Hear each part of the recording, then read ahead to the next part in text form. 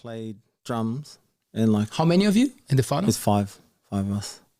He played drums, and he was like, he was about 14 at the time, and he was always like, always tapping around. So I was, being the younger brother, like, wow, oh, far out, oh, mean, yeah, okay, oh yeah, mean, and I'll just follow him around and do whatever he was doing or try to, and one day I think because he introduced us all to music really, like in our immediate family. Yeah. Like he'd bring guitars home from school, and I'd be like, hey, where'd you get that from? Oh, I borrowed it from school. I'd be like, oh, okay then. Cool. Are you sure? And then, find out later on that he did borrow it from school. It's good that it's an audio version as well. People can see your face. Shout out to all the music departments out there. Yeah, there was always a lot of missing guitars, at schools. I don't know if my brother had anything to do with that, though. Nah, man. Things sometimes end up in your backpack. Yeah, you just don't know how. Well, I don't know how it happened. But he didn't manage to bring a drum kit home, did he? Nah. But yeah, he started teaching me. Actually, it's funny because you know how, like, when you're growing up, you try and make your own little toys and stuff like that to compensate for stuff that you don't really have. Like, we made a drum kit out of boxes, backpacks. So we'd line up our boxes, and Mike would bring home like drumsticks. Yes. And so we had in our wardrobe, because it was the easiest way for the boxes not to go flying.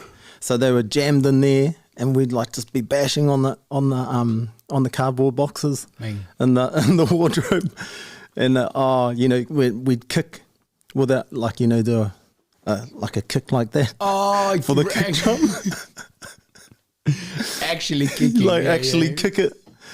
And yeah, so I think we kind of, me and my older brother would jam with that, and he'd like show me some stuff, and I'd be like, oh, you mean? And then we started going to church, and I was fascinated with like I think the guy that was at that church at the time, one of the main guys, he was amazing. Like even to this day's standards, he was a mean drummer. Like, just had all of these little tricks that like, even to this day I still can't work them out. Like, in my mind, he's probably not that. He's probably not as good as what I thought he was. Yeah. But he's definitely, there's things that I can't do that he used to do. And the style as well, right? Yeah. As we get older, at least for me, I start to understand how technicality is amazing. Yeah. It's going to take you far. Yeah. But having your own style might take you even farther, Yeah, well, if I look back on my drumming journey, like, it's changed a lot since my 11-year-old self, where I had to play halftime instead of like because I'd go out of time. I was 11 years old, so I don't know. I was like, yeah, cool. And then I'd get tired, and I'd be like, oh yeah, slow down. And then my pastor would be like, hey, what are you doing? I'd be like, oh, sorry, halftime. All right. Stay there. Keep that going. Whereas now I'm more chilled about it. Like, I can do halftime real easy because I'm used to it. Yeah. Because I'd get hounded. Don't go full time. Go halftime. Okay. Yeah. So yeah, it just evolved from that. Like, I started off real early with that. So five you guys, brothers and sisters, Yep. or just boys?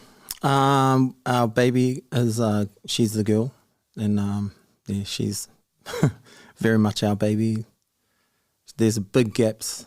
Right, in age. that's what I was thinking. What's the 3 years between me and the oldest. Yep. 5 years between me and the next. Yes. And then 8 years between him and the next. Oh. and so, and I think 3 years between him and the girl. So you guys helped to raise pretty much. the whānau. Yeah. We all kind of chipped in. It was different though in the 90s. You know, Yep. you could do that. Like you could Leave the kids at home. yeah, you could. Obviously today's world is a lot different, and I wouldn't do what my parents did back then now. Yep. Not with my kids. Never. No way. I wouldn't even think twice. Like, nah, dope. How was the? I'm sorry. Let me just. Yeah, that's perfect, man. Yeah. How was that relationship? Because I hear you talking about mom quite a lot. All these chats that we had. Yeah. Oh, mom. You don't talk much about dad. Oh, my dad. Did you guys have a good relationship, like growing up and to the day? So my dad, in my early childhood, was quite violent. And we, probably in the last 10 years, I'd say we've gotten back on track. Like, I think becoming a father myself and him seeing his kids becoming fathers, like, I think it's really come back around for him to put more effort into us and Right. and actually, he's the man. He's really weird. I think that's another barrier. Like, he's hard to understand. Like, Right. just because he does some out of it stuff, man. I don't know. He's a funny dude. He's just funny. Like, that's what I mean by weird. He just does some funny stuff that his filter is not there. No filter. Yeah, his filter's not there. So from here to here, like the words, even the way that the words come out is just like, Dad, you can't say those. You can't say that. Be like, oh, why not? Because that's not the way you say it. Oh, but you know what I'm saying? Yeah, we do. But the person sitting next to you doesn't know what you're talking about. And they could take it the wrong way. Oh, man. He's funny. Like, Yeah. He's he's going through a lot at the moment. Oh, is it? Yeah. Oh, yeah. That's right. You when you say like in the last 10 years things got better or different, was that and the kids, your kids obviously influenced that for him to see you guys raising your children, but was that a conversation? Do you remember having like a heart-to-heart with dad or something like that at some stage, or never actually happened? We've had a lot of conversations over the years as a family. Man, I can't pinpoint one particular conversation. But they were happening. Many times. Yeah. I actually, I credit my wife for a lot of it from my side, because she's... Gotta talk to your father. Yeah. No, not just that. Like, she came from a broken family. So when we got together, our thing straight off the bat was like, if we're gonna date, I don't want to date unless there's something more, and then I don't want something more unless we're gonna get married, and if we're gonna get married, because that's how I felt. I felt the same way. So when she was saying it to me, I was like, I'm in. And then, there's just no option but to stick it out. So for us, that's what our marriage has always been based on, like, relationship wise. So like, when anything ever comes up, we talk about it, we talk it out. Even if it's hard to talk about, like we talk about it and we just get it done. Like, there's no other option other than to work through it. So when it comes to like my family relationships, my wife's real good with saying, oh, you need to sort it out, Yeah. Whereas, I with mine and her relationship, I took what we needed to do as this is for us.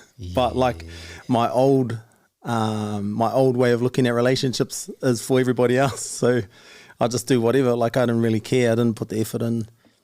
But, you know, now my relationship with my wife is filtering into the rest of my life, which has been amazing actually. And yeah, I love her for it. She's awesome. She never lets me try and walk away from I try and walk away because I get heated, and she'll be like, no, don't walk away. I'll be like, I need to walk away.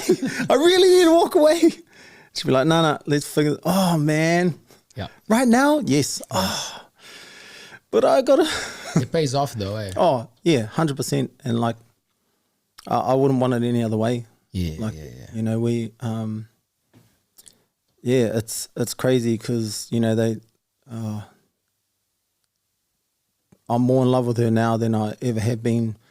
And I think it's definitely got to do with us working through everything, littlest things to the biggest things. Like everything we work it all out, and we don't let it like eat us up. And if it does, like, you know, we can tell that something's, you know, eating away, and be like, hey, bro, we need to, you know, need to sort this out. Communication. Eh? Yeah, it's something that like, it's not. I don't think people actually communicate enough. Like they talk about communication, but like the divorce rate is massive these days. Like, you know, but people say, oh no, we communicate. No, I don't think you are. I just, that's what I think. I see a lot of people's, like, you know, a lot of friends, and like doing what I do in the music industry, like when I'm out playing, I'll see people out because they had an argument with their partner, and then they're going out to let off some steam. I'm like, why? Just go home and talk. Like, but obviously you can't jump into everybody's relationships. Exactly. But next minute, you know, they've got a new partner 6 months later. Okay. Good communication. Yes, but sometimes, and the communication might also help to realize that it shouldn't be happening. Yeah, you know, for sure. and that's important to say, because sometimes people are like, oh, you got to communicate to get things sorted, and I'm like, getting things sorted might also mean it's time to stop. Yeah. It's better for you. It's better for me. We acknowledge that we like each other, but it's gonna work better if we go separate ways. But then there's another problem of like, you have that fear of losing that person. You don't even love them anymore, eh? But you just fear. They're like, oh, what am I gonna do? So or fear of being alone. Fear of being alone, yeah. And especially nowadays that we're connected all the time, at all times, everything is happening. Yeah, it's hard to have a moment, eh? Yeah, for ourselves. Definitely. Yeah. What about the relation, and what about the kids? Because you got two. I've got 2 girls and a boy. That's right. So communication with the partner is great. How is the communication with young ones nowadays? We're getting there. There. I know I told you a little story just before, so we'll leave that one off. Yeah. Challenging times though.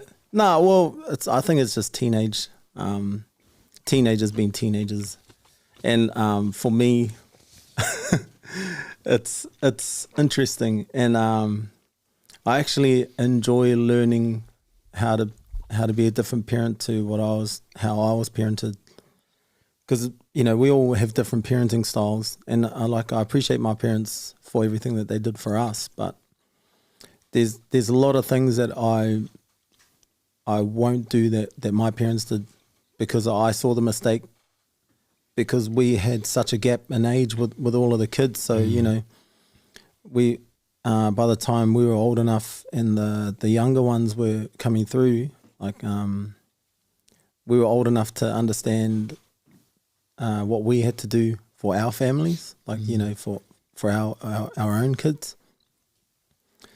So, yeah, it's been awesome. I actually,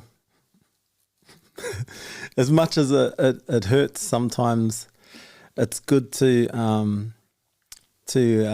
just, I don't know, change the narrative of like just being like a forceful parent and like rule with an iron fist, because that's what a lot of people used to do, and like understanding why I rebelled myself as a teenager. Like I didn't like that, and and realizing that these kids have my DNA. So if I do what was done to me, they're most probably going to do what I did and be like, no, get their back up and be like, hey, whoa, and then, you know, just rebel and push back, because I'm a very stubborn person and petty, and it's rubbing off on my kids. Do you feel like the teenage years are the hardest ones so far, or young age, like they all have different challenges at different times in life? Well, it's interesting you say that, because right now, like I have a 16, 14 and a 2-year-old. So right now we're going through like the teenage years and then the baby years, and there's so I'm conflicted, because on one side I'm nurturing my son who's 2, and then I've changed my mindset from having, like, you know, before he was born, the eldest was 14 or 13. And so like I'm trying to adjust and adapt on the fly, you know, switch from the baby to the teenagers. And it's scary, but it's fun. Like I like the challenge. I like challenges. Like I like to be challenged. I'm very competitive. Very competitive. Not to the point where I'll cheat to win, but I'll do my best to win without cheating, like my very best. I'll break my arm before I lose in an arm wrestle, you know, those kind of things. Yeah. Like I'll be like, oh, no. Oh. Good luck with the teenagers then, man. They're watching you, bro. Oh yeah, I know. And like I said, you know, we had this conversation last night with the girls, and yeah, it's interesting to see how they react as to how I reacted as a teenager. And like I'm actually proud of them for reacting the way that they are, because I didn't react like that as a teenager. But what we're doing as parents obviously has been altered from how we were brought up. So it's good to see that, like, you know, the alterations that we're making is having an effect on our kids. Yes. And yeah, it's interesting. Man, I often hear parents saying how having a girl changed their lives. Yeah. For men, for parents, for fathers. Definitely. So you had 2 girls. Yep. And then big gap, boom, a boy. So how was that, like 16 years ago? Yeah. Having a girl, and how has that shaped you now? And now with the new experience with the boy? Yeah, the girls have been everything that I needed without knowing that I needed it. Man, they've really opened my heart, because I don't know, as a masculine man, I suppose I was very set in my ways about masculinity and stuff like that. But having girls, and like my eldest daughter is really soft, and so it really softened me up when she came through. When she was born, and like I saw the way that my heart changed towards babies in general. I was like, oh my gosh, this is the best thing in the world. I don't want anything to ever happen to you. I love you. And then the second one come along, and I thought that we were like, we were set on just having 2. So I kind of put a lot of boy energy into my second one. So it's like, oh yeah, I can't have a boy, but you know, we'll be boys. And she's so much like me anyway. Like she just ended up with my kind of personality, and yeah, it's been cool. Like, because they balance each other out. Like, you know, one's just like the mother, and then the other one's just like me, and then the son is like everything that I ever wanted in a boy. He's crazy. He's hypo, like he's just got energy to burn. Did you guys plan the third one? Kind of. He's not watching. Yeah, I know. He might in a few years. So I'm just gonna say that COVID changes. That's it. Next question. Yeah, COVID. The Sons of COVID. Might be a film. Oh man, future. There'll be a whole generation of there'll COVID be kids. a whole generation. Because I remember, like, you know, as soon as COVID hit, like 3 months later, all you see is these bumps, and I'm like, oh, pregnancy and divorce. Divorce rates and pregnancy went up. You either went this way, got closer, or you just. Yeah. But yeah. He was planned for me.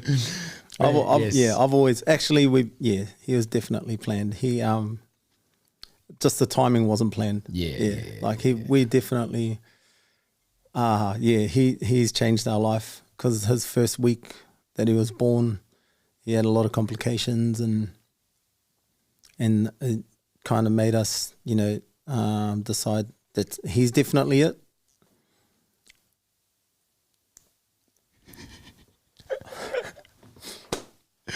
He's definitely it. Yeah, man. And what's his name again? Tama. Yes, the drum kit. That's right. Shout out to Tama, man. Active. I love it. Yeah, so I wanted to name him after my dad. But my dad doesn't even use his first name.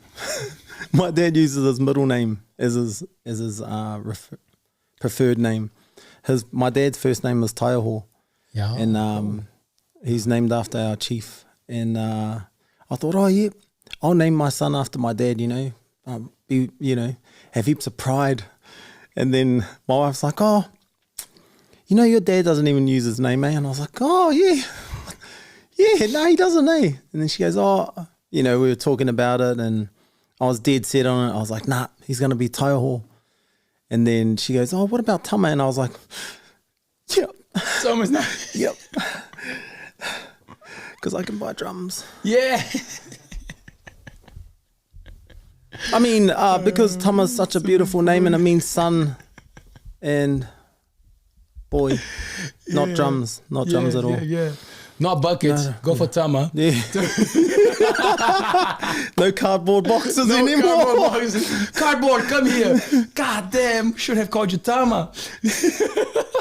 Man, I love Tama drum kits, man. And that was a good excuse there. You scored it. Yes. Best excuse. Man. As soon as I knew we were set on that name, I was like, yes.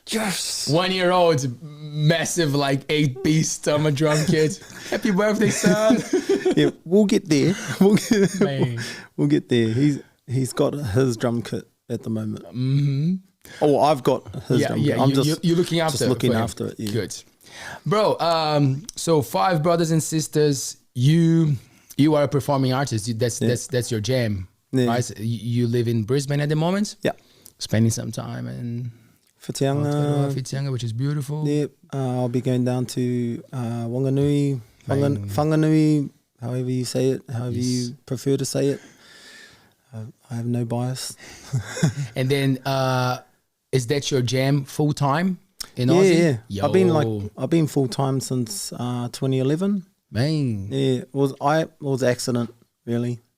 I kind of I was happy like just doing a day job, like working in factories and stuff like that, and only playing at church. And then I did a couple of gigs with my brother, and I come home because they were away gigs, and I come home and like my wife saw the smile on my face, and I was like, oh. Like I tried to hide, you know, my happiness because I didn't care. Like I didn't care whether I played or not. And she goes, "You really like that, eh?" And I was like, "Oh, I mean, I was all right. Yeah, kind of.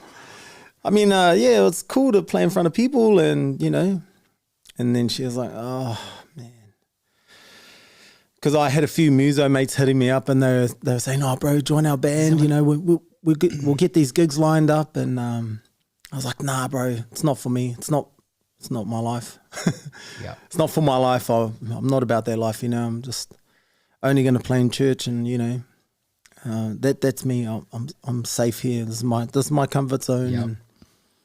But inside, I was like, oh, I'd love to, but no, all good.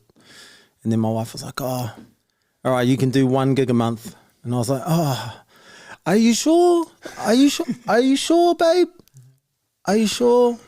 And then, you know, once we finished that conversation, like I literally walked out the door and I rung up my mate and I said, I'm in.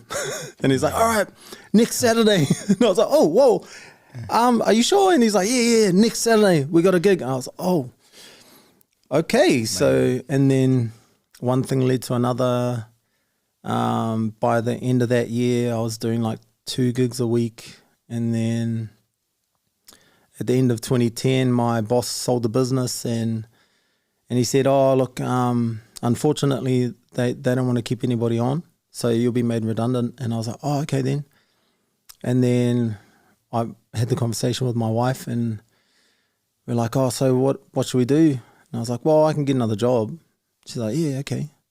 And then I said, and then she goes, oh, but is that what you want to do? And I was like, oh, good question. Good question, Good question. Question, babe. And I appreciate her for asking me because otherwise I wouldn't have said anything and I would have just carried on just doing what I was doing and just getting another factory job and, you know, doing the 9 to 5 and then she said, oh, maybe you should give it a go. And I was like, oh, okay. So we checked around and checked out some booking agents and stuff like that. And one guy got back to us and he said, oh, have you got a demo? Oh, actually, we did a demo. And he said, oh, look, I want you to come up for this audition. We run over 300 pubs in Australia. Wow. I think I can get you up to 5 nights a week if you'd be willing to come up and you know, see if you can do this live and show us that you can do it live. And I was like, live is my thing. Like I don't like pre-recorded. Yep. I don't pre-record my loops. I make every loop on the spot. Like if I stuff it up, I'll stop and I'll redo it. Like, you know.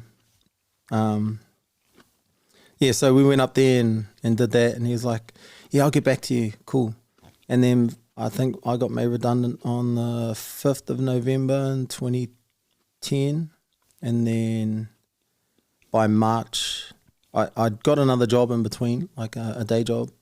And then by March, I quit that job because he got me 4 nights a week, which was, you know, still close to 5. Man, we're in New Zealand. We're talking about a country that, from my understanding, it's quite hard to do music full time. How is the experience for you in Australia? Because what you said now, it just blew my mind. Like, oh yeah, we cover 300 pubs and we got it. So how does that work for you professionally? Can you take me through how is the job of being a performer, artist, like a musician? I think I think over there, because there's a lot more people, there's a lot more venues, there's a lot more options to try and play at. Like, you know, whereas over here that there's limited venues, and then that I don't know how to say it without fully understanding New Zealand's gigging culture, because I only know what I know from here. But I can tell you from Australia, there's like there's levels, obviously, and in every country there's levels, but the levels can seem to be a little bit higher in Australia, only because, well, there's more people. Yeah. So the venues are bigger.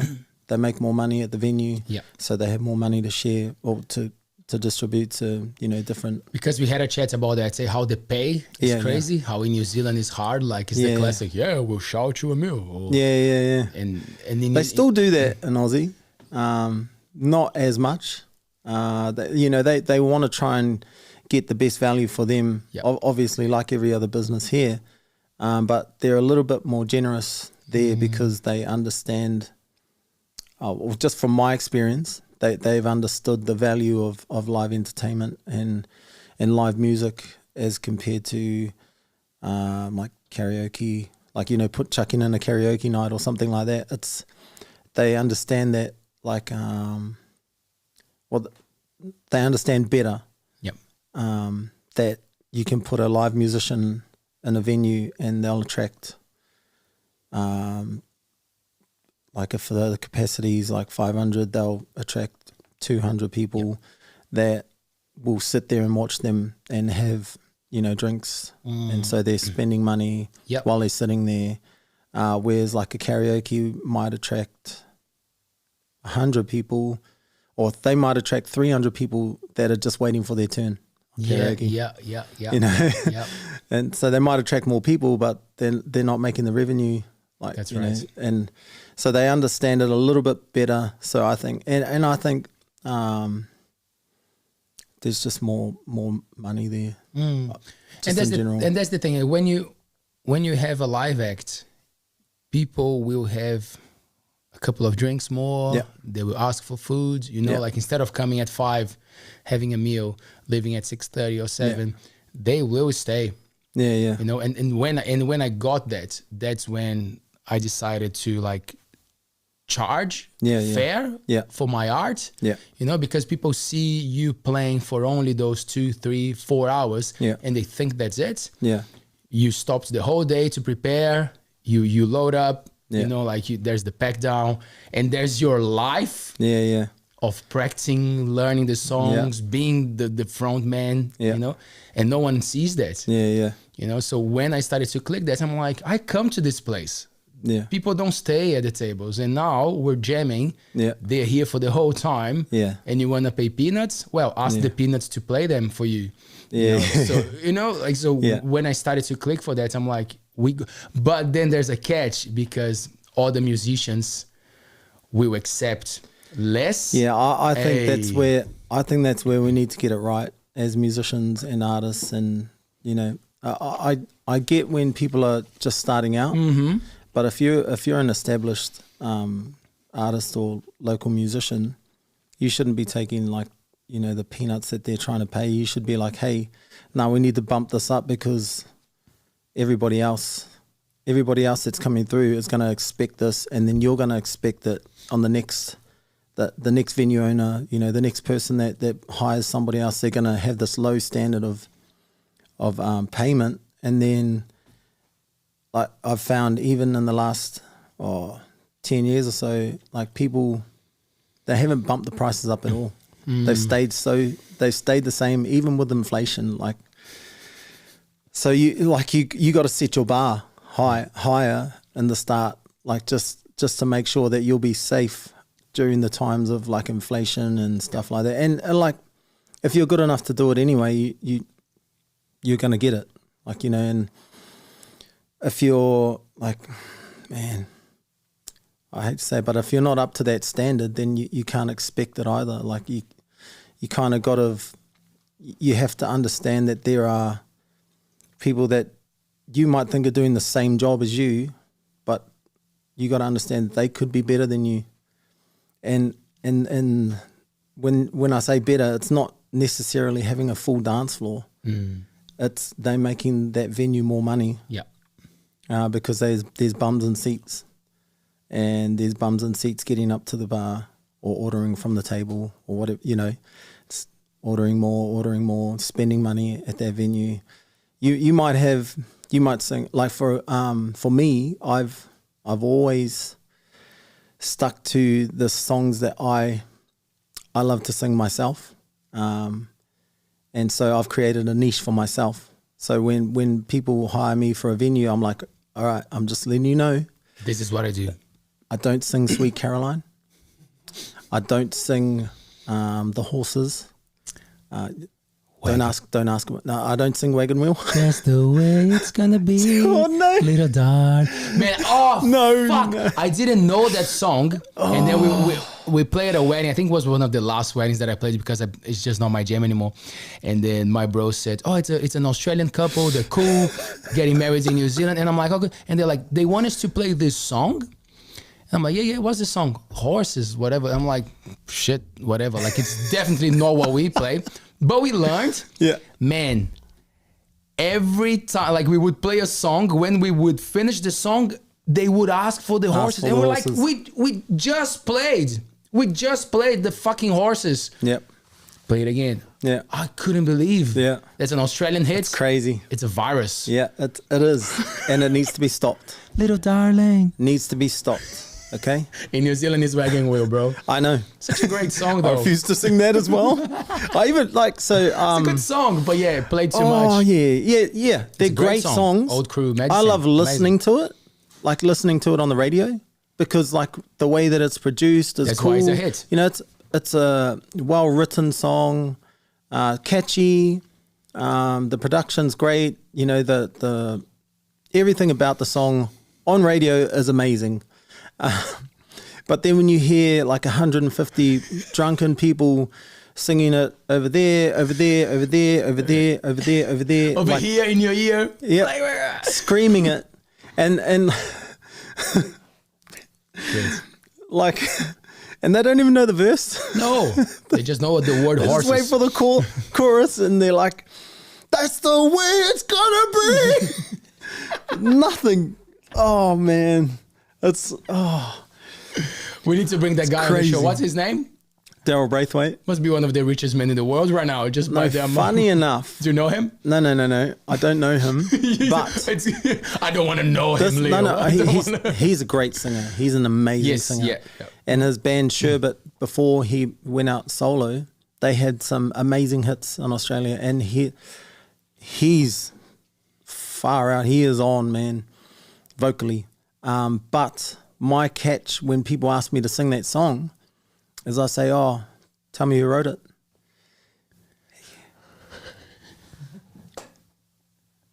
Straight away, they always go, "Mate, Daryl Braithwaite." Nah. Nope. You just lost your right of listening to the song. Done. You can move away now. Move away. And every time, I've never had somebody come up to me and tell me who wrote it. So every time, I just shoo them away and say, "Sorry, mate. Try next time." They'll be like, and then they'll look it up and they'll go, "Oh, who the hell is that?" And I'll be like, "Exactly, not Daryl Braithwaite." And it's kind of like at the moment, what's going on with Fast Cars and Luke Combs. You know, everybody loves Fast Cars. It's a great song. A beautiful song. Yeah. It's a beautiful song. I don't think people actually understand the meaning behind the lyrics of that song, the way that they sing it. They sing it like it's a party song. I'm like, oh. Man, it's a sad song.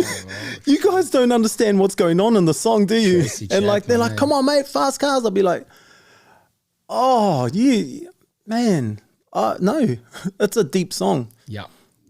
It's really deep. And it's like I was saying before to you, you know, there's some songs that I don't sing because of the depth that it hits me with, because I get emotional. Like if you know the lyric and if you have some attachment to it, it's difficult to sing. But songs like that people don't understand what's going on in the song. They don't understand the lyric. They're not listening to the lyric. They're just listening to a catchy little tune, which is great. And it's been amazing for Tracy Chapman to make more money off it now, because Luke Combs has re-released it and, you know, done his cover of it. So now she's making more revenue off it, which is amazing for her.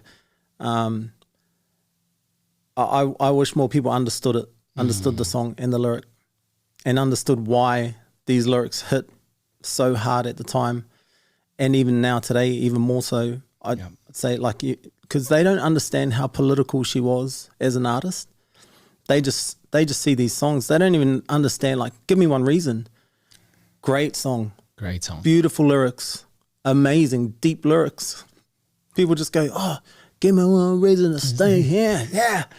And I'll turn my back around. I'm out. Yeah. I'm out of here." They don't, it's like, oh, man. But by saying that, I don't know, like sometimes when I play with my bro, we have this thing of you pick one person and you play to that person, because sometimes eateries and bars, like, they go crazy. But there's always someone with you. Yeah. There's always someone like enjoying 100%. every little note that you're 100%. playing, knowing what that song is, Yeah. coming to you in the break and say, hi, sorry. Wow, great Yeah, start. yeah. Sorry, it's my break. Oh, sorry. I love that song. Yeah. Love the way you played it. Yeah. You own it. You Yeah. know, like, so that's the catch as well, you know, because I guess like it's like sports for me. Yeah. I appreciate sports, but for me, it's a guy throwing a ball. Yeah, yeah. You know, so I understand that for a lot of people, for them, music is just like, Yeah, oh yeah. yeah, just play. Yeah, Get it's me not one just throwing verse. the ball though. It's Yeah. catching it. Yeah, it's catching. Yeah, Gotta someone catch it too, has bro. to. Got to catch the ball, all right? Okay? Okay? Got to catch the ball, whānau. Throw the ball, catch the ball, Catch it. throw it back. Gotta catch 'em all. But yeah, those things like we're different, you know. Like, but when you get someone who understands what you're doing, appreciate Yeah. what you're doing, then Oh, yeah. It changes your whole day.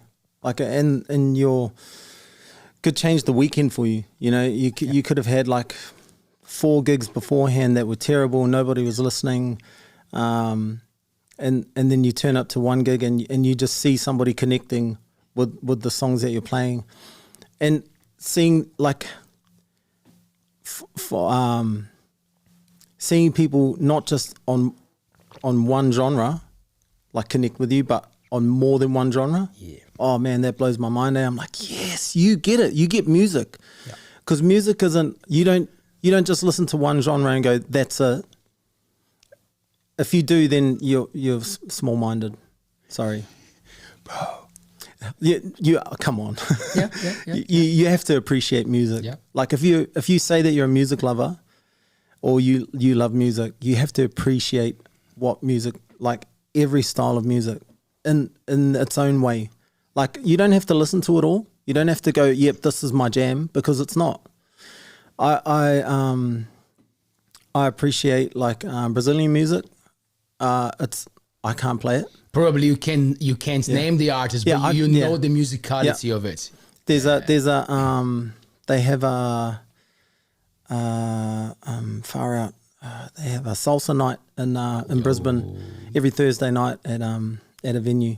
I won't name the venue. You're gonna have to find it yourself. Okay, go to Brisbane on the Thursdays.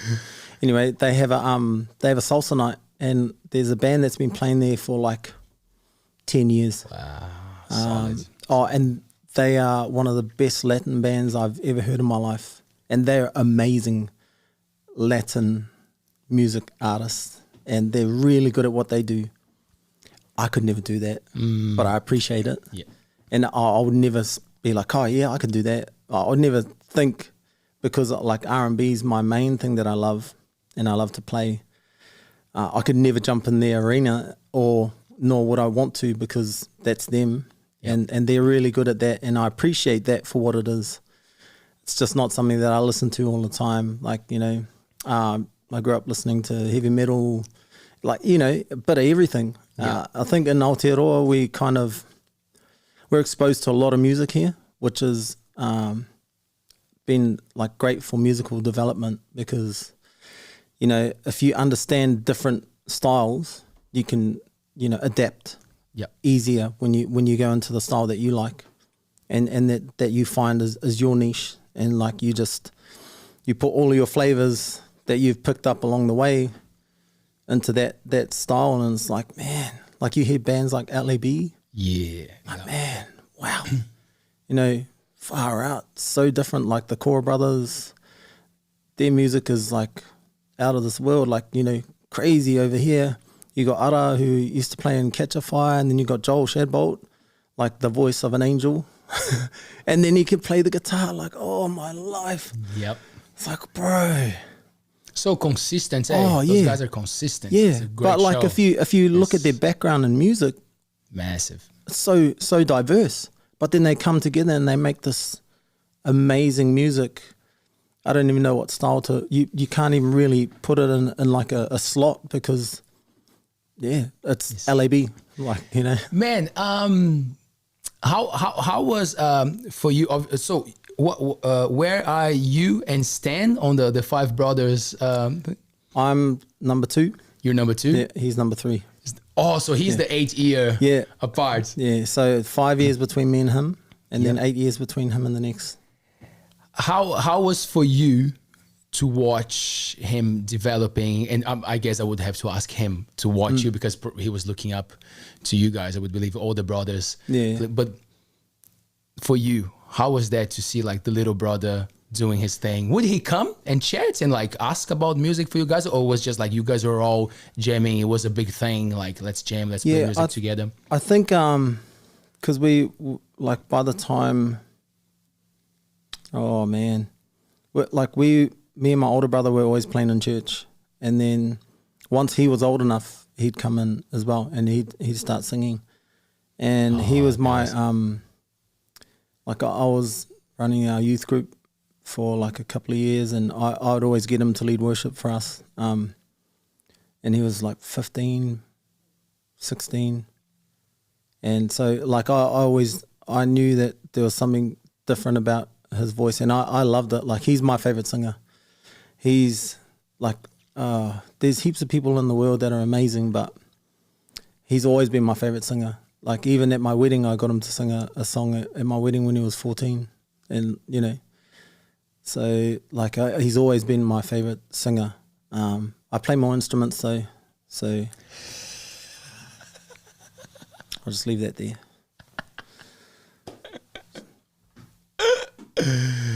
What if he gets back to us, man? What the fuck? Give him a platform for my brother to say this shit. Nah, bro, it's our running joke. It's our running, yeah. Like when I meet his mates, they go, "Oh, you're the musician," and I'll be like, "Oh, yeah, that's me." Yeah. Somebody will introduce me to them, and they'll go, "Oh, this is Russ Walker. This is Stan's brother," and they'll go, "Oh, yeah, you're the muso." I'll be like, "Yeah, that's me, bro." So yeah, it's all good. It's our little inside, not so inside joke. Yeah. Did you guys get to do stuff together, like record or perform or? Yeah, well, he's the fella that I did the gig with. That I when I come home from doing gigs with him, then my wife said, "Oh, you really enjoyed that, didn't you?" So yeah, I do some BVs for him here and there, but not really. I've kind of I've been happy not to. I'm not a coattail rider. Like he's amazing at what he does, and he's the best singer that I know. When it's something that I never really, like I said, I didn't really want to be doing any kind of music. I was happy doing a 9-to-5 job. I kind of just fell into it by accident when I got made redundant, and just picked up all of those gigs, and I was like, oh geez, okay, cool, it's different. But yeah, we haven't done anything together, no recording or anything like that. I don't. Well, we live in different countries, and he's pretty busy. I'm busy. I feel like people have an idea that just because someone in the family like has hit mainstream and is doing it like that, the whole family goes around that. Nah, man, you guys have your lives. You're doing your thing. Yeah. Well, I think we've tried to avoid that as well, like as a family, because we're all independent people. Like we're all independent adults, and we love each other, and we'll support. Like, you know, we would kill for each other. You know, we'd go to war, but doesn't necessarily mean we have to be in each other's pocket. Yeah. You know, and I think people get confused with, like, just because he's my brother, they think, oh, why don't you do a track with him? I'm like, well, the opportunity hasn't come up. That's just it. Like, it's not something that either of us have just been like, nah, stuff you. Like, you know, it's just nothing's come up. Yes. It just hasn't happened, and that's fine. You know, both of us are fine with that. I'm fine with it. I don't hold any grudges against it, and he doesn't hold any grudges that I, like, you know, if he rang me up tomorrow and said, hey, I got this track, want to come and do it? I'll be like, yeah, sweet. That's it. There's no depth to it. It's literally just different stuff. Yes, you know, I got 3 kids. He's got his 3rd on the way. You know, family stuff. You know, we got busy lives. Yeah, man. He's killing it in the on the world stage at the moment. You hear about him on the news, right? You have to watch the news to see what's going on. Well, I know most of the stuff that's going on, but most of the stuff that, like, I know most of the stuff that's going on in the background. Yeah. But I don't know about the stuff that's like out there. And when I saw that he was getting could be getting nominated for an Oscar, I was like, whoa, where did this come from? Like, and it's nothing that he tried to keep from me or anything like that. I forgot. For him, it's happening. Yeah, He's just like doing stuff's going on in his life, and the same with me. Like, you know, when stuff happens with my family or something like that, and he finds out from somebody else, he'd be like, "Hey, why didn't you?" I'll be like, "Oh, it's I happening. I forgot to tell you. I thought you knew, or I don't know, like, you know." But now we've got a sibling group chat. Yeah. we had a bit of a DM in May when I came back. I came back for a gig in May, and we hung out and had a bit of a DM, and he was like, "Oh, you need to come see my kids," and I was like, "Yeah, sweet." He's like, "Oh, when can you come?" I was like, "Oh, probably tomorrow." And he's like, "Oh, okay, yeah, sweet." So I did that. And then we were talking about other stuff, and he's like, "You know what? We don't even have a sibling group chat." And I was like, "We don't." And it took me about 3 months to get it going. But about 2 months ago, I reckon I set it up, and I just said, "Hey, this is our sibling group chat." Who is the sibling that put all the memes and the good morning? And no. There's always one, man. Don't tell me that it's you. Nah. Oh damn! If it is somebody, it'll definitely be me, because I have many. Actually, I have 5 main group chats that I'm in on Instagram that we share. So you copy and paste. Hundreds. Yeah. When it gives you the options, I have my top 5, and I go 1, 2, 3, 4, 5, send. 1, 2, 3, 4, 5, send. Just don't forget, Jesus love you, Morena. You're dead, man. Hey, shit. Yeah. That's why I left my family group, because of people like you. Yeah. So they don't get read very often. Not everybody reads them. But, you know, I carry on. Siblings, there's a thing that you double tap and he does like this. That's all he needs. It's not that hard. It's actually, no, it's my boys, eh? They're the ones that they just scroll past, and then they send one of theirs, and I'm like, okay. So you didn't want to read mine, but you wanted to send me one. Nah, all good. Sweet as, bro. I'm fine. Cool, I'm fine. I'm just sweating from my eyes. So my goal will be to have the whole siblings chat at Altbays. I won't even be here. I'll just put you guys at the table and I'll sit there and I'll let you go. Oh man, it's actually really inactive. Our siblings chat. We don't. It's When was the last time you all saw each other? In real life? Yes. I saw Stan in May. I think in May. Yeah, I think I saw my little brother, my baby brother, in about a year and a half ago. So you cannot even remember the proper 5 of you catch up? Oh, the last time all 5 of us were together was for my sister's 21st, which was last March. Right. Yeah. Wow. Yeah, that was the last time we were all together. Man, but again, it's life. Yeah. It's busy. You got your own funnel. They have their funnels. And it's interesting because I've been here for 11 years. And I talk to my father, my parents, every now and then. We have a good relationship, but like not every day, all the time. But my father, he loves the social thing. Like no wonder, you know, like I'm kind of like him.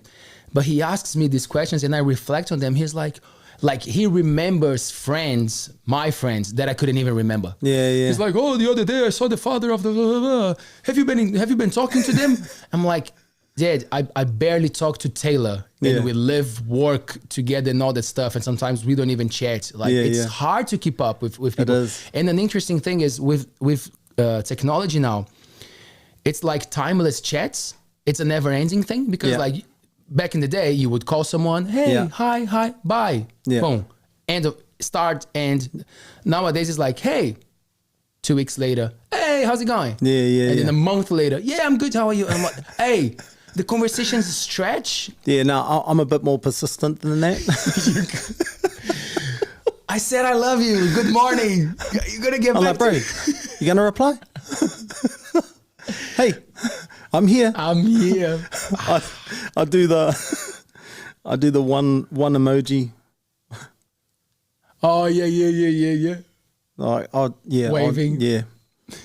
Like I'll send it like 50 times if they don't Yep. reply. Good. I'm that annoying guy in all of my group chats, except for I've got one mate who's finally matched my energy with the group chats. It's amazing, and it's kind of weird because right now I've been ghosting him for the last 2 weeks while I've been in Aotearoa because only because just trying to give him some space to breathe. You know, I just want to breathe in the air over here and go for swims and stuff like that, and and just leave him hanging for a little bit. Oh man, there will be this endless list of memes. Oh, there's when so you get many. back. There's like, I've already had a quick look, and every day there's like another 50, and I'm like, yes. Keep going. Yeah, build it up. I want to try and get through it like 1,000. Good. Oh man, I love this friends, eh? Yeah, and then once I've looked at his 1,000, I'm going to send him 1,000. Yes. All in one go, not like over days, and it's all going to be in one hit. Tick there. His phone will be like, yeah. Yeah, he sent me a message the other day, and he was like, bro, if you don't like me, just tell me. Oh, it's getting to that level. Oh no, that's the joke. That's bro. No. If you don't want to be mates anymore, all good. Just let me know, bro. Just I'll just walk away. I'll walk away now. There will be a meme about that as well for sure. Yeah, Great. all the time. Shout out to all the family, the whānau siblings chats out there. If you're part of one, if you're avoiding one, it's fine. They just love you. They just want to be in touch with you, eh? Yes, they do. Man, one thing that is quite recurrent in the chats that we had, like we met a couple of days ago, but it's your faith, man of faith. Mm-hmm. Is it a whānau thing? Is it something that came to you as you grew? Like you were telling us that you were playing at the church, but like a lot of the kids, they play at churches without even understanding what's going on. You're just kind of like going with the whānau, and then there's realizations. So how was your journey? So, as I was saying to you the other day, like my faith isn't. It wasn't like I wasn't won over by somebody telling me, somebody preaching to me or somebody reading something from the Bible to me or anything like that. I don't. I'm a very simple man. Like I'm really simple. I saw changes in my family's life that just nothing else could have done. And so, like, everything else up to then, nothing worked for my family. And so my mum and dad, they just did a complete 180, and like it just, I was like, oh, I don't know what it is right now, because I was fairly young. I didn't know what it was straight away, because obviously, I was waiting for it to turn back, because that's what would normally happen. Normally my dad would revert back to who he was within like 6 months. He'd go back to the same old guy, and then he didn't, and I was like, oh, scratching my head. I was like, oh, okay, all right. Maybe whatever you guys believe in, it might have some truth to it. And so I kind of just picked it up from there, because like I'd never seen anything like it. Like I'd never, people would tell me about their faith and stuff like that, and why they believed in it. There was a lot of technical reasons for them to believe in it. And I'm like, oh, bro, that's so boring for me personally, because I don't need technicalities. I just need to know that something happened, that something shifted. And something shifted in my family's life, and we went from being in a violent household to a non-violent household. just like that. Wow. And it was crazy. Like, fearing my dad, beating my mum up was a constant thing, and beating us up was an everyday occurrence. Like we'd come home, I'd chuck my bag in the window so I didn't have to go through the front door just in case my dad wasn't in a mood, and I'd get punched in the face, like for nothing, for walking through the door. And I went from that to, my dad being like, "Hey, how's school?" I was like, "Hey, what the heck? who are you?" Wow. Like, "Hey, are you sure?" Wow. Yeah, so like that's why when we were talking the other day about my faith and like what I'm not easily moved from one thing to another. Like I'm not a follower. I don't follow the trends of, like, I'm so late to the party on all trends. I have no idea what's going on. I pick up something that I think is cool at the time, and it's probably 5 years later. Like I'm that behind on following that. I don't even I don't think I'm following because I have no idea that it was a thing at the time. Or at any stage, I just have no idea. I've never followed anybody into stuff like that, and so yeah, from that stance, I've really just found that having faith in God and the God that we believe in, whatever your God is, that's cool. Whatever faith you're into, just having strong faith in what we believe in has helped us through to where we are now. And my whole family and my immediate, like my own family as well. I met my wife at church, and actually her faith has even been even more inspirational to me, because like she's gone through a lot in her family, but yet she still holds such a strong faith in God. And I'm like, man, far out. Like if I went through that stuff, I'd be pretty annoyed. Like, at the age that she went through that stuff, I was like, oh man. Like I've been through, like we went through a lot growing up. Not just the beatings. Like there was a lot of stuff that you shouldn't see as a kid. Growing up on the marae. There's there's a lot that you're exposed to before you should be. But I appreciate when my parents left and we moved to Aussie. So we grew up half my childhood in Tauranga, and then the other half in Byron Bay. And then we come back again, like as I was in my late teens. And so it was good to see a different side of both, like see where my parents come from at the start, and then see them change into different people in Aussie, and then we come back, and then like we were still that kind of, like we kept the change rather than reverted back, because I do see a lot of people come home and they revert back. They don't keep what they took in when they went away. Yeah, they change when they go away, like to better themselves, and then they come back and then they revert back. Yes, yep. It's like, oh man. Oh, you could have just held on. We had momentum. Yeah. Like, man, we can all move on, like, and break those barriers and break the chains of our past generations. Man, we don't have to hold on to that stuff. Hey, we can let it go. And so I think that's another thing for me to keep my faith, is to break the next generation's like holds that from the old generation, the stuff that my dad went through and what his dad went through and what his dad went through. We don't have to go through that anymore, and like we can stop it. It's actually up to us. Like we don't have to hold on to it. We don't have to let it take over our life and our kids' lives, and we don't have to pass it down. Like I find myself thinking about it a lot in my parenting.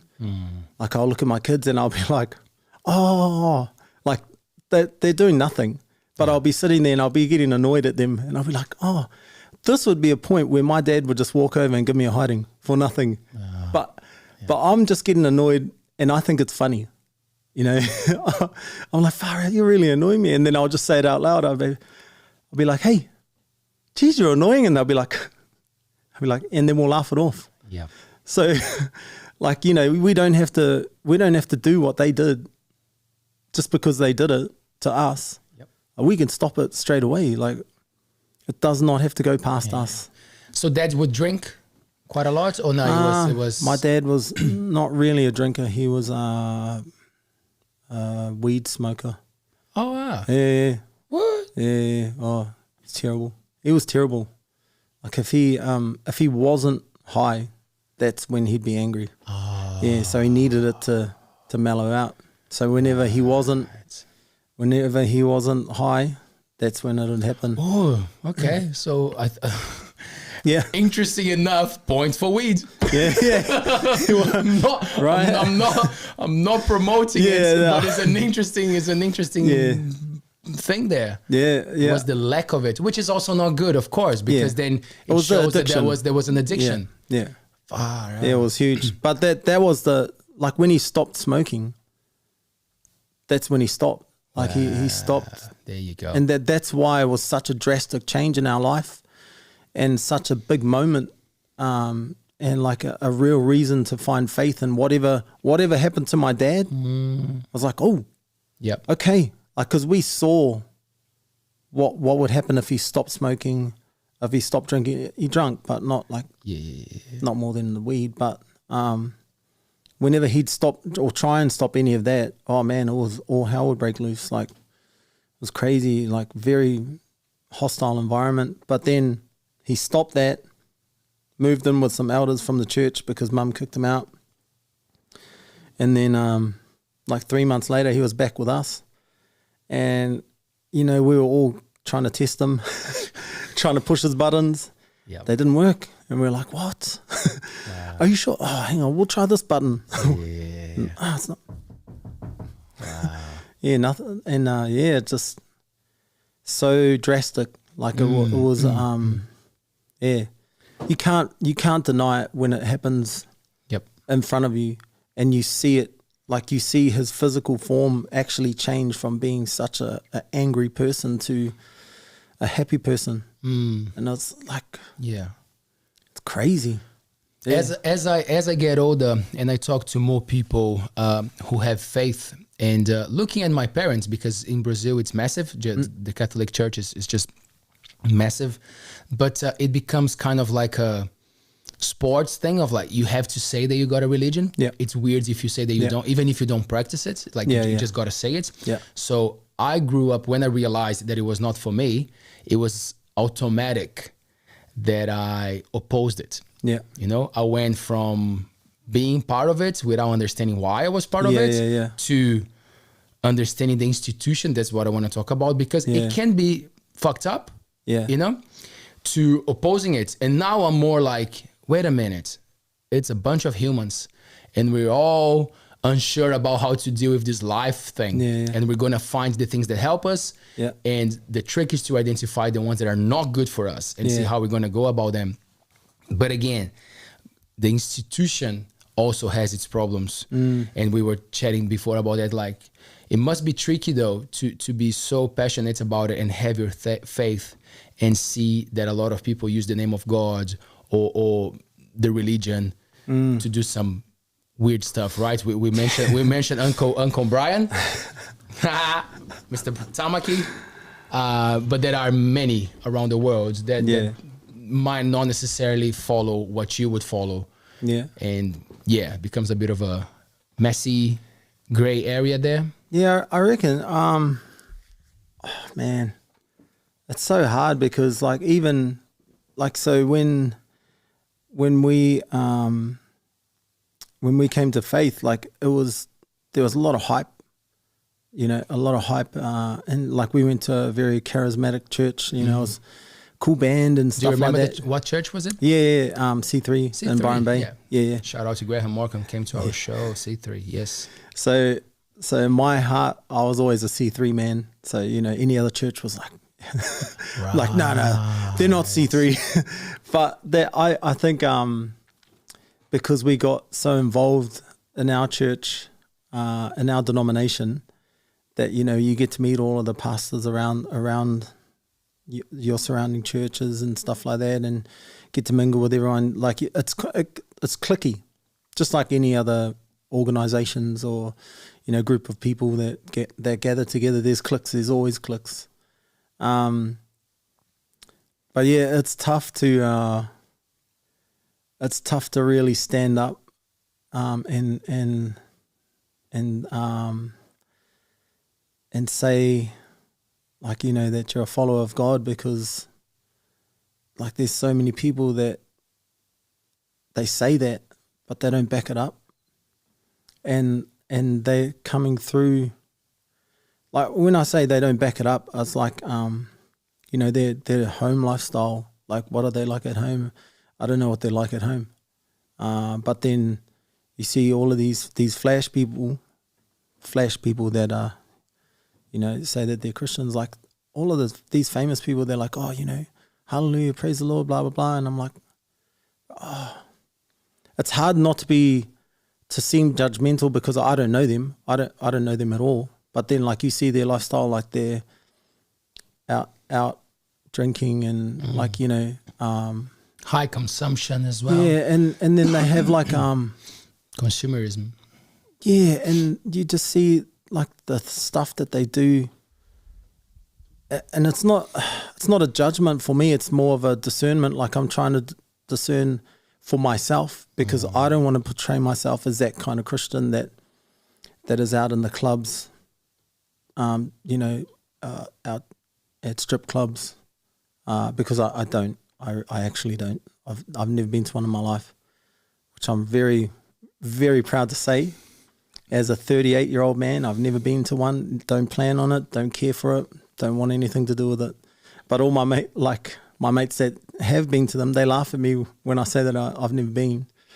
But like, I see people that, you know, are high-profile Christians, you know, Christians, and they're out doing that stuff, and I'm like, oh man, like, do I want to associate with that? It's hard. It's hard, because no matter what you say, no matter what religion you're in or you're involved with, unfortunately there's attachments that come along with that word. Like, you know, you say you're a Muslim, and like, you know, they expect you to have a massive beard. I don't know, or, you know, they look at you different because you're actually a nice person, and you're not condescending or anything like that. Like, I know a lot of beautiful Muslim people, and I love them. Like, they're amazing people. But then I know I see what's on TV, and I see what they portray about some Muslim people, and it's like, oh man, that's not the Muslim people I know. Same thing with Christians. Like, you know, they portray some high ranked Christian. Well, I don't know how else to say it, but other than high ranked, because they're on TV all the time. But they put these people up here, and they say that they're this and they're that, and that they're evil because they did this for the church. They don't actually understand the whole story, and it's never the whole story. It's, you know, you have Christians that are like real Christians, real people that are just faith-based. They are amazing people. You know, the name Christian is to be Christ-like, to be like Christ, right? So they're humble people. They just, you know, they live a humble life. Amazing people. They live by example. They don't live by going out there and saying, hey, I'm a Christian. Hallelujah, you need to get saved, blah, blah, blah. They live their life in that way. That's when people ask them the questions of like, oh, what's different about you? Why are you this? Why are you that? Why is your life peaceful? Well, I found peace in God, you know. I hope I'd hope to be that Christian. I don't want to be a loud person that's like, hey, I'm going to bash you with the Bible. I've never felt comfortable with that. Like, even though I know people that are like that and I love them, and that's not for me personally, because I love being the person that I am and the example that I want to be, and like I try my best, but I also don't try and be perfect, because I know that I'm not perfect, and I don't try and portray that I'm perfect, because I'm definitely not perfect. Like I said, I'm competitive, I'm petty. You ask my mates, I'll hold on to a burn for years. I'll mock somebody until they're on their deathbed. You know, I'm just a normal petty guy. We haven't even got to the vegan talk yet. Oh yeah. We'll save it to the end. Yeah. No, but I know what you mean, man. I know what you mean. And I feel like sometimes people don't even do that on purpose. Like, sometimes they're so passionate about what's going on, the change that is going on in their life. So I can see both. Yeah. I can see people taking advantage of it. Yeah. You know, I can read people well. I can see that some motherfuckers are taking advantage of other people's faith. Yeah. It's clear to see. But some others are really enjoying the changes happening in their lives, and they want to vocalize that. Yeah. You know? Yeah, and I was at that stage in my teens, in my late teens, because we were in a Pentecostal church, and it's kind of what you do. You know, you go out and do like outreaches and stuff like that, and that's cool. I'm just at a different stage in my life now, you know, where I'm more chilled about life, and like, you know, I just want to lead by example, and I want people to know that I'm a different person, and that like, when they say to me, "Oh, do you want to come and do this?" I'll be like, "Oh no, I'm all good." And they'll, you know, "Oh, what's that?" Like, "Oh, just not really my thing," you know. And then, you know, they tend to dig a little deeper and you know, find out what I do and who I am and what kind of family I have and why my family is the way it is, and you know, why I have the relationships that I have, and the respect. I don't know, and I don't want to disrespect anybody as well, because I've known a lot of people to get disrespected unintentionally, but they do get disrespected when somebody tries to push faith on somebody else. Yep. And like, do you think that you're all good? You think that you're just trying to share something that you're passionate about, but some people just don't want to hear it. And I've found that it's easier to just live the life rather than to just ram something down somebody's throat. Because I've been through that stage where I used to do that to my mates. Be like, "Bro, you need to start coming to church, brother." You know, Jesus heals all, and he does. And like, you know, effectively in my mind, I would love them to come to church, and I would love them to feel the way that I feel about God. But you will love even more if they find a path themselves. Yeah, well, because it's more meaningful, and they'll stick around for longer. You know, that it's not a flash in the pan thing, because I have seen that, and you do see it in a lot of people, like in all religions. Yeah, people are Buddhist for 10 years and then they're not. People are Muslim for 10 years and then they're not. People are Christians for 10 years and then they're atheists. Yep. And then people are Mormons for their whole childhood until they get to 22, and then suddenly you never see them again in the church, and it's like, oh, okay, cool. You know, but you just got to love them anyway, like no matter what. Like at the end of the day, whatever religion or faith you have, for me, if you have a different faith or religion, I don't care. I still love you anyway. That's got nothing to do with the love that I have for you. That's the principle of all religions, so it should be, at least, right? Should be. It's love and respect. Yeah. Like, it's all good. Yeah. Love and respect. The respect is a tough one sometimes. Because some people don't respect your willingness to not want to conflict with each other about your conflicting religion. Some people want to have an argument about it, whereas, like, as I was saying to you the other day about veganism, when my friend told me, you know, he was trying to sell veganism to me, and I said, "Oh, bro, I'm just going to be honest with you. It's just like my faith. You know, you're never going to rock me from it. Yep. You're never going to rock me to veganism either. Like, I'm as strong as I am in my faith. This is why I believe in God.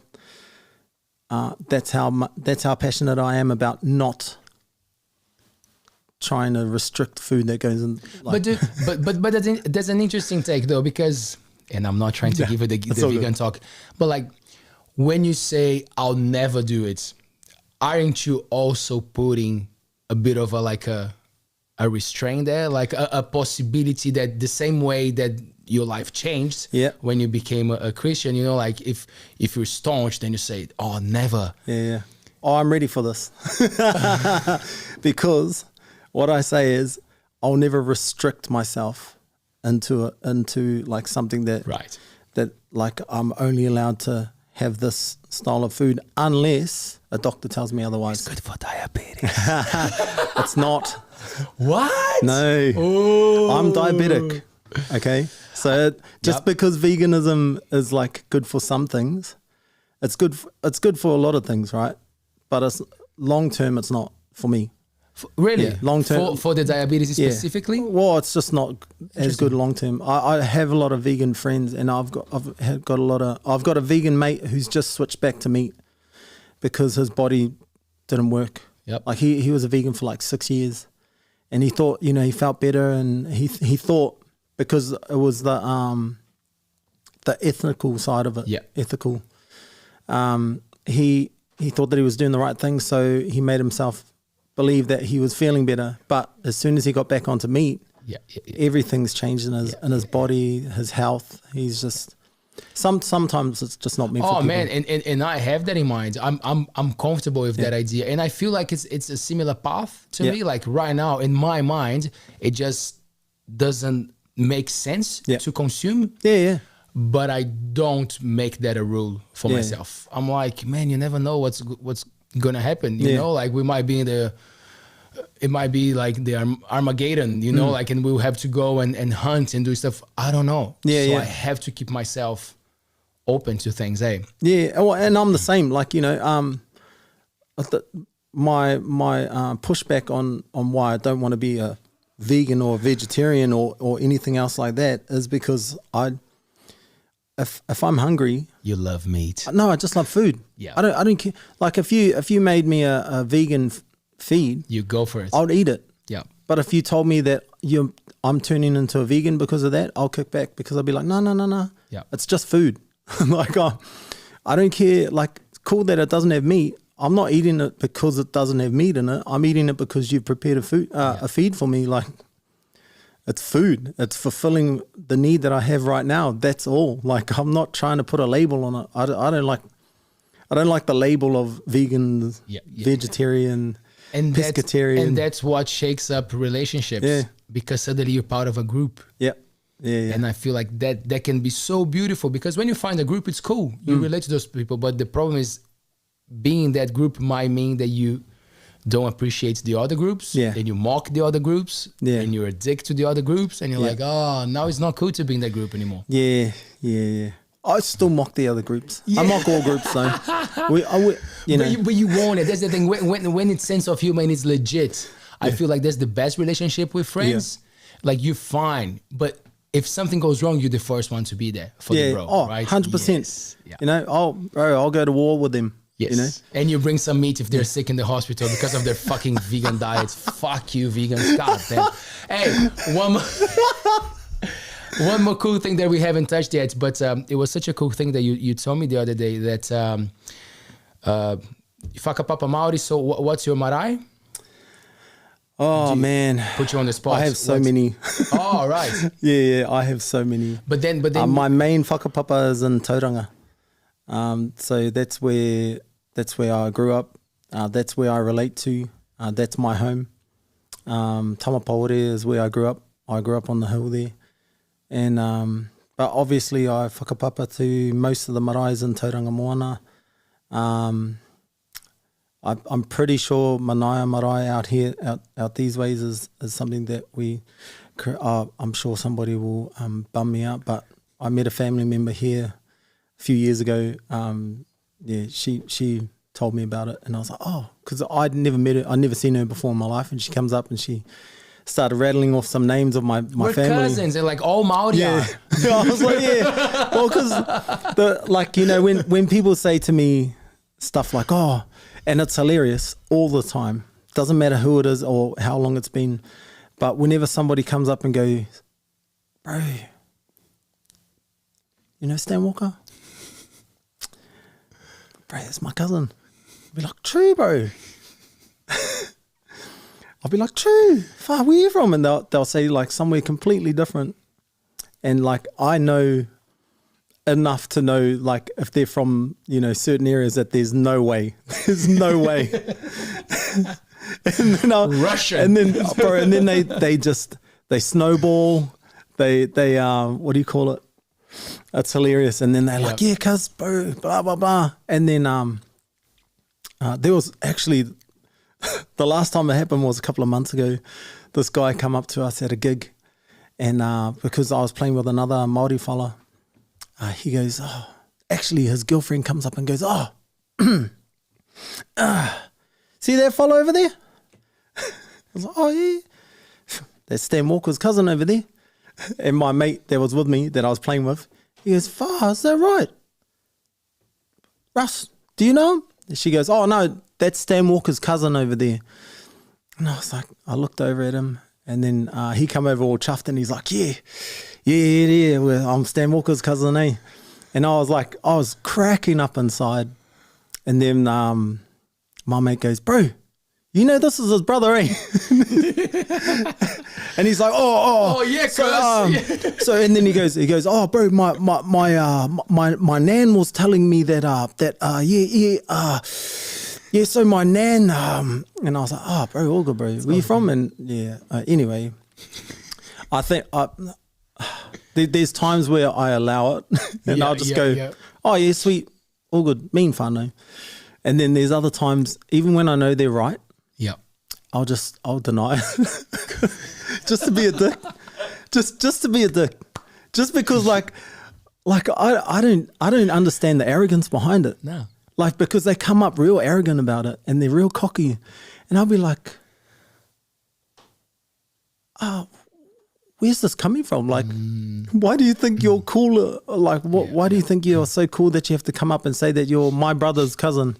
So effectively you're my cousin. Yeah. But you don't know that because you have no idea who you're talking to, so you can't be related to him that well, or you can't be that closely related. It's hilarious. Humans, eh? Oh, bro, it's hilarious. But yeah. But man, what I was thinking is, because you got the connection and you understand, but then you're a Maori living in Australia, where the Aboriginal haven't got easy, eh? It's just, but the cool thing, and if you don't mind, just talking a little bit more about that, it was when you got there, you were a bit skeptical about the Aboriginal as well, right? Yeah. I kind of thought you'd bring that up too. Damn. In a nice way though, because you understood the situation, right? 100%. When we got there in the 90s, it's tough not to follow like the narrative that everybody else is saying about a culture, because you don't know any different until you grow up and you actually understand that, like, with your own culture, it was already hard, and then you understand that, like, that they had it same but different. You know, they were treated a lot worse than what we were treated in different ways. You know, and like, you walk into it with a predetermined mindset of what you think about this other culture, and then once you get to learn who they are and like you spend more time with them and actually talk to them, you understand that we're the same. Like we are the same people. There's no difference in who we are, because we grew up the same way with our traditions, and then our traditions taken away from us. And our culture taken away from us. So like you learn to be more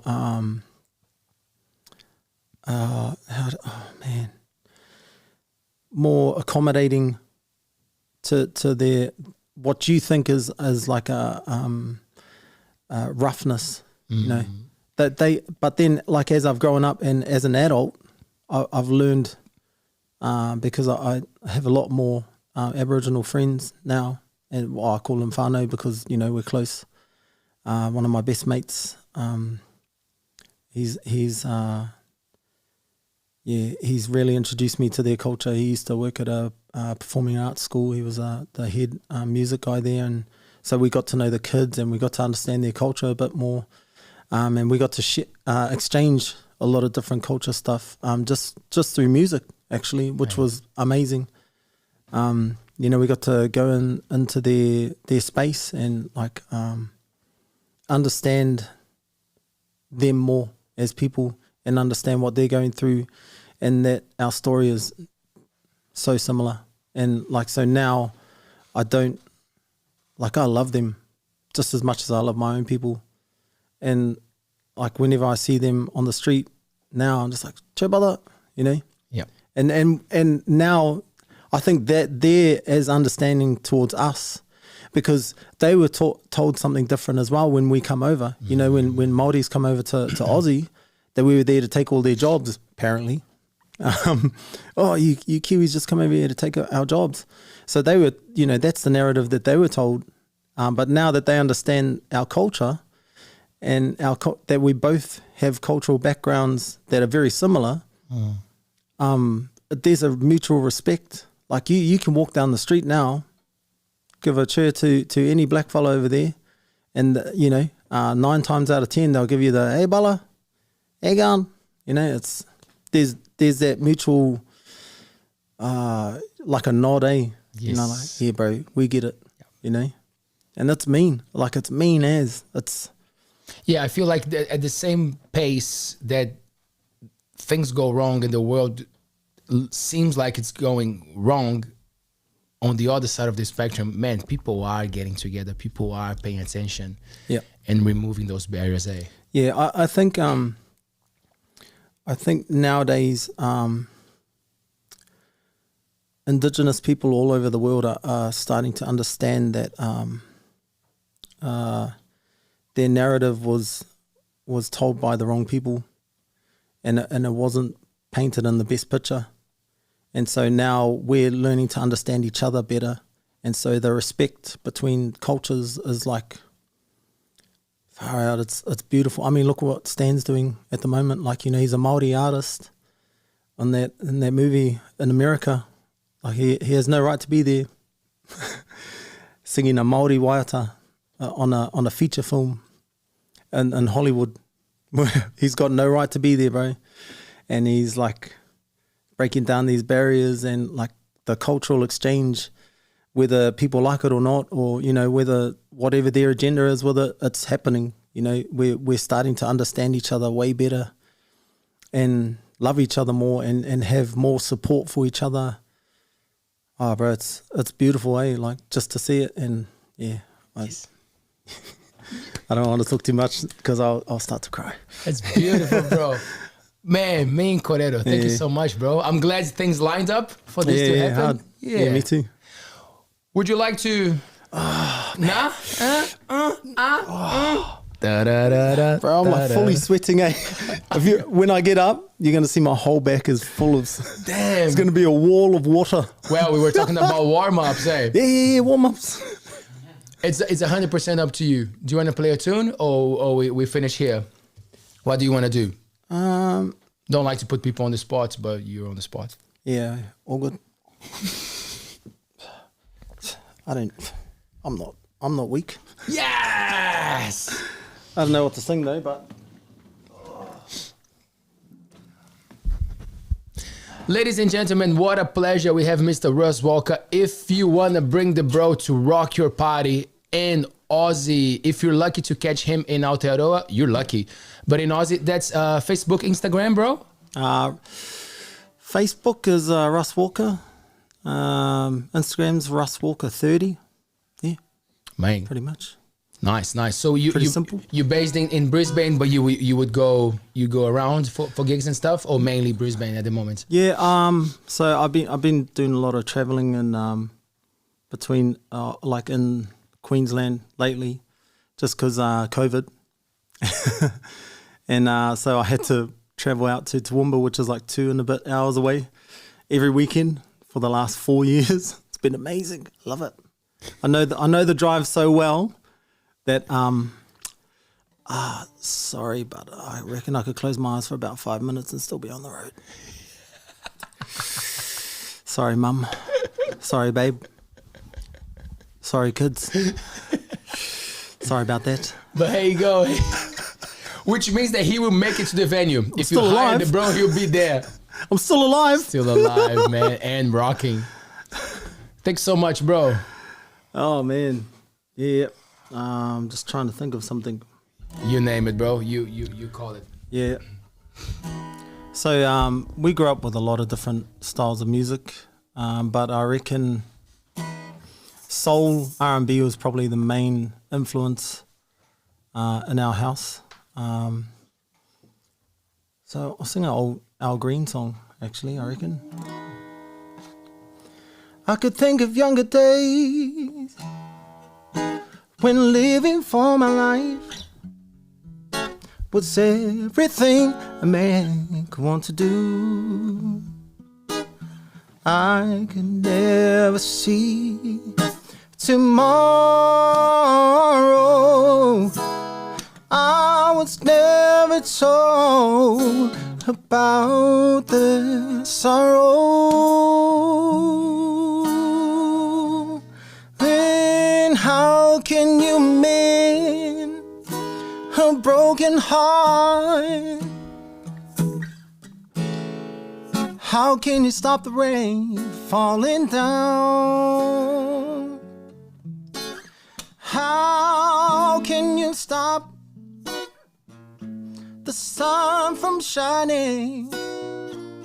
What makes the world go around? La la la la la. I like the talking bit in that song, actually. It's probably my favourite part, but, you know, we'll just leave that there, eh? Shop boys, thanks for having me, brother. Hey. Fuck, man. Thank you so much for you at home watching or listening to the Altbays Table Talk. We are on Facebook, Instagram, TikTok, and all the leading audio platforms. Make sure to subscribe. We'll have the bro back. I'm sure we will. Thanks, my bro. See you, brother. Kakite. Yep. Peace.